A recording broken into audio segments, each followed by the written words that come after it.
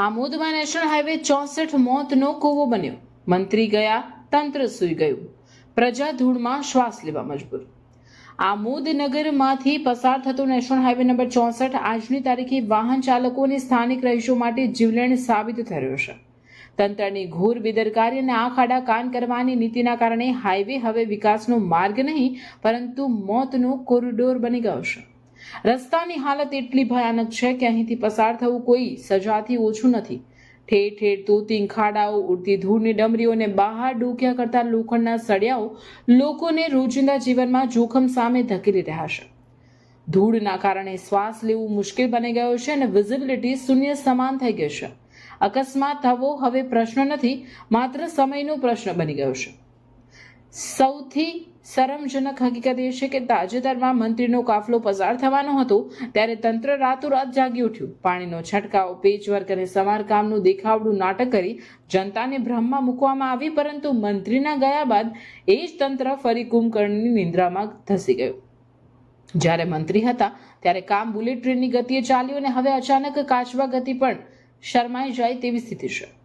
શું આ લોકશાહીમાં સુવિધાઓ માત્ર નેતાઓ અને વીઆઈપી માટે જ અનામત છે? શું સામાન્ય જનતા માટે ધૂળ, ખાડા અને અકસ્માતો જ નસીબમાં છે? આજની પરિસ્થિતિ અત્યંત જોખમી બની ચૂકી છે. રસ્તા પર બહાર આવેલા લોખંડના સળિયા અજાણ્યા વાહન ચાલકો માટે ખુલ્લું આમંત્રણ આપી રહ્યા છે. ટાયર ફાટવાના બનાવો અને ગંભીર અકસ્માતોની પૂરી શક્યતા છે, છતાં જવાબદાર વિભાગ દ્વારા પાણી છાંટવાની ન્યૂનતમ કાર્યવાહી પણ કરવામાં આવતી નથી. હવે સ્થાનિક લોકોનો રોષ ચરમસીમાએ પહોંચ્યો છે. જનતાને સ્પષ્ટ અને ઉગ્ર માંગ છે કે તંત્ર તાત્કાલિક જાગી નિયમિત પાણીનો છંટકાવ શરૂ કરે અને હાઈવેનું કામ યુદ્ધના ધોરણે પૂર્ણ કરે. જો તંત્ર કોઈ મોટી હોનારતની રાહ જોઈ રહ્યું હોય તો તે માત્ર બેદરકારી નહીં પરંતુ ગુનાહિત નિષ્ક્રિયતા ગણાશે. પ્રશ્ન એ જ છે, શું કોઈ નિર્દોષનું બલિદાન લીધા બાદ જ તંત્ર હરકતમાં આવશે?